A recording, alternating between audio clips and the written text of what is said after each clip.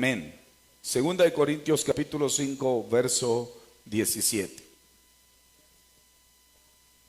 Vamos a ser bien cortos. Qué bueno que está aquí, hija. Vamos a ser bien cortos para tratar de avanzar. Segunda de Corintios 5, 17. ¿Ya lo tienen? Quiero oír un fuerte amén si ya lo tienen. Muy bien. Vamos a leer honrando al Padre, al Hijo y al Espíritu Santo. De modo que si alguno está en Cristo, ¿qué dice? Nueva criatura es, las cosas viejas pasaron, he aquí, todas son hechas nuevas. En la Biblia se mencionan tres tipos de discípulos. Número uno, los discípulos de Juan. Número dos, los discípulos de los fariseos. Y número tres, los de Jesús. Jesús llamó a sus discípulos para hacerlos pescadores de hombres. Dice la pregunta, ¿hacía Juan pescadores de hombres? Juan no hacía pescadores de hombres. ¿Hacían los fariseos pescadores de hombres? Tampoco. Pero Jesús vino con algo nuevo. Eso nunca se había visto, que hicieran pescadores de hombres. Nunca. Siempre Jesús trajo algo nuevo, y lo nuevo siempre hace sentir incómodo a alguien. Diga conmigo eso. Lo nuevo siempre incomoda. Otra vez. Lo nuevo siempre incomoda. Cuando usted se compra unos zapatos de vestir nuevos, incomodan. ¿Sí o no? Se tiene que poner unas curitas para que no le duela el pie. Pero cuando usted ya tuvo el tiempo de tenerlos, usted ya siente bonito. Veamos lo que dice Marcos capítulo 2, verso 18. Marcos 2, 18. Y los discípulos de Juan y los discípulos de los fariseos. ¿Cuántos discípulos habían? Habían discípulos de Juan, discípulos de los fariseos y discípulos de Jesús. Otra vez, discípulos de Juan, discípulos de los fariseos y discípulos de Jesús. Ahora ustedes. 1, 2, 3. Muy bien. Y le dijeron, ¿por qué los discípulos de Juan y los de los fariseos ayunan y tus discípulos no ayunan? ¿Por qué? Porque Jesús era de lo nuevo. Lo que te va a caracterizar a ti va a ser lo nuevo. ¿Sabes por qué la gente anda hablando? Si no andan hablando de nosotros, preocupémonos, porque no estamos haciendo nada nuevo. Cuando anden diciendo o hablando, usted escuche que hablen de su pastor o hablen de esa iglesia, ahí vas a esa iglesia, ahí vas allá, pero esa es una secta, pero es aquí, pero es allá. Diga usted, estoy en lo nuevo, porque lo nuevo siempre trae conflicto.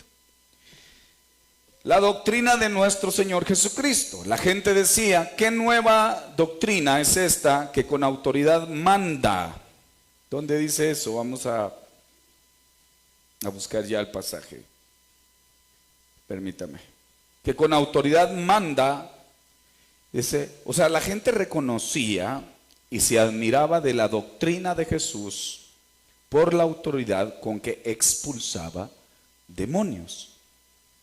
Su doctrina incluía autoridad y poder para sanar a los enfermos y liberar endemoniados, cosas que no se miraban, haciendo las cosas como Jesús las hacía. ¿Qué mejor modelo y estilo que el del Maestro? Renovando los odres. El Señor no quiere ponerle un remiendo a nada. A Él no le gustan los remiendos. A Él le gusta todo lo nuevo. Diga conmigo, a mi Señor Jesús no le gusta ponerle remiendo a nada. Muchas veces nosotros guardamos un par de zapatos, ¿verdad? Y se nos arruinan y vamos a que nos lo cosan y lo volvemos a usar, pero al Señor no le gusta eso. El Señor quiere que no le pongas remiendo a nada, que vayas por lo nuevo. que vayas por lo nuevo. Voy a leerles donde dice Marcos capítulo 1, verso 27 al 28. Marcos capítulo 1, verso 27 al 28. ¿Me están llevando el tiempo por ahí? Sí, gracias, mi amor. Le dije a mi esposa por si alguien se preguntaba. 27 al 28. Y todos se asombraban de tal manera que discutían entre sí diciendo: ¿qué es esto? ¿Qué nueva doctrina es esta que con autoridad, como dice, que con autoridad manda aún a los espíritus inmundos y le qué? Le obedecen? Si no llegan a caber acá, hija, pueden agregar sillas plásticas para allá. Manda aún a los discípulos y le obedecen. Mire lo que dice Marcos capítulo 2, verso 18 al 21. Marcos capítulo 2, verso 18 al 21. Y los discípulos de Juan y los de los fariseos ayunaban y vinieron y le dijeron: ¿por qué los discípulos de Juan y los discípulos de los fariseos ayunan y tus discípulos no ayunan? Verso 19. Jesús le dijo: ¿acaso pueden los que están de bodas ayunar mientras están con ellos el esposo? Entre tanto que tienen consigo al esposo, no pueden ayunar. Verso 20. Pero vendrán días cuando el esposo les será quitado y entonces en aquellos días ayunarán. Verso 21. Nadie pone remiendo de paño nuevo en vestido viejo. De otra manera, el mismo remiendo nuevo tira de lo viejo y se hace peor la rotura. Amén. El Señor no quiere ponerle un remiendo a tu vida. Él quiere que seas completamente nuevo. Cuando el Señor le dio la visión a nuestra vida, cuando vino esa visión, no puso ningún remiendo, sino que la cambió totalmente y fue algo nuevo. Le causó esto un total asombro. Pero le hemos creído a Dios. ¿Cuántos lo creen? Y dice la pregunta: ¿por qué tus discípulos no ayunan y los demás sí? ¿Cómo se podría aplicar eso en nuestros tiempos? Voy a hacer una serie de preguntas que tal vez a usted le hagan personas nuevas que vengan con usted a la iglesia. ¿Por qué aquí no se canta con himnario como allá? ¿Por qué aquí no se recoge la ofrenda como allá? ¿Por qué aquí se ríen y allá donde yo iba no permitían que se rieran? ¿Por qué aquí no tarda el servicio oculto como allá? ¿Por qué aquí tiene que estar uno en un grupo de amistad? ¿Por qué aquí tiene que estar uno en un grupo de discipulado los lunes en la iglesia? Este es un odre viejo preguntando. Así que voltea a ver a su lado a ver si no conoce a alguien que le dijo algo así. No será un odre viejo. Y no hablo de edad, porque la mente es la que tenemos que tener renovada. ¿Cuántos dicen amén?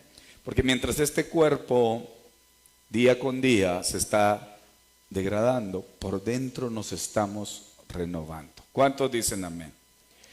Entonces Jesús no usó odres hechos por otras personas, no tomó los de Juan ni los de los fariseos.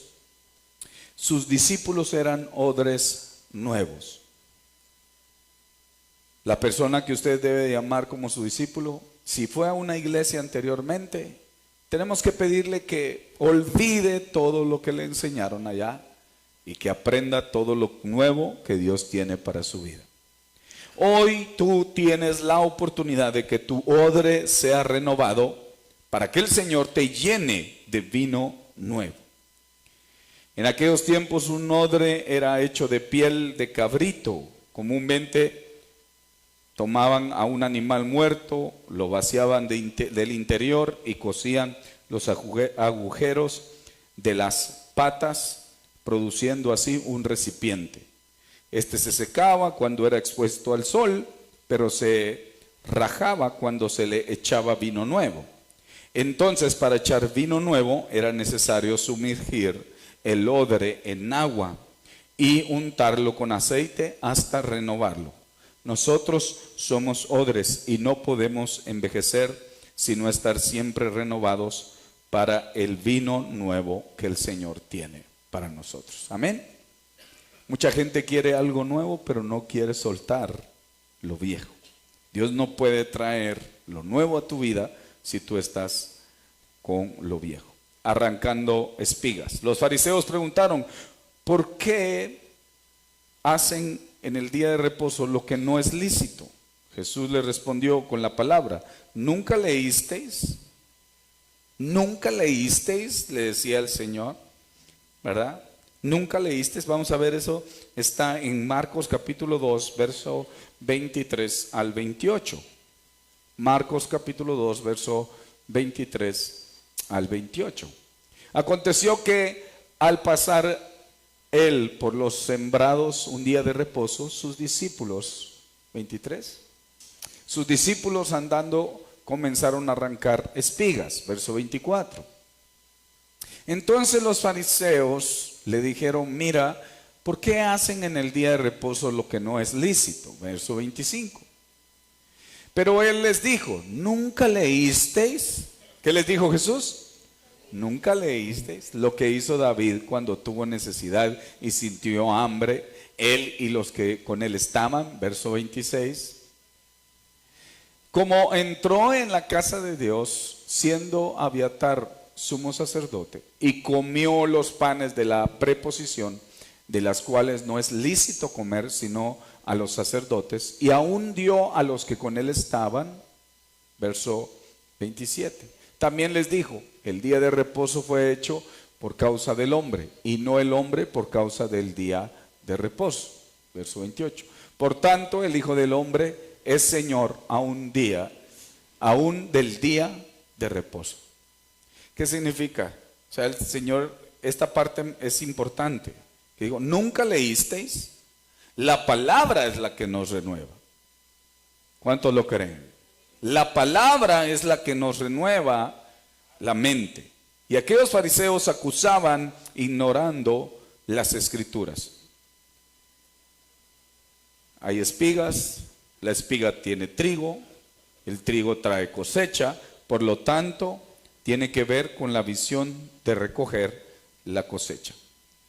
Jesús seguía renovando la manera de pensar, el espíritu de las mentes, que es el odre viejo.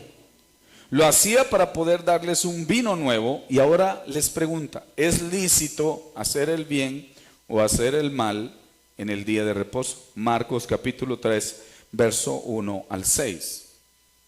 Marcos capítulo 3, verso 1 al 6. Otra vez entró Jesús en la sinagoga y había ahí un hombre que tenía seca una mano, verso 2. Y le acechaban para ver si en el día de reposo le sanaría, a fin de poder acusarle, verso 3. Entonces dijo el hombre que tenía la mano seca, levántate y ponte en medio. Verso 4. Y les dijo, ¿es lícito que en los días de reposo hacer bien o hacer mal, salvar la vida o quitarla? Pero ellos callaban. Verso 5. Entonces, mirándolos alrededor con enojo, entristecido por la dureza de sus corazones, dijo al hombre, extiende tu mano. Y él la extendió y la mano le fue restaurada y sana. Verso 6. Y salidos los fariseos tomaron consejo con los herodianos contra él para destruirle.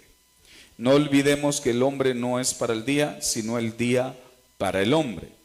Él dejó los días, todos los días, para bendición del hombre, especialmente el día de reposo que debemos dedicar a adorarle.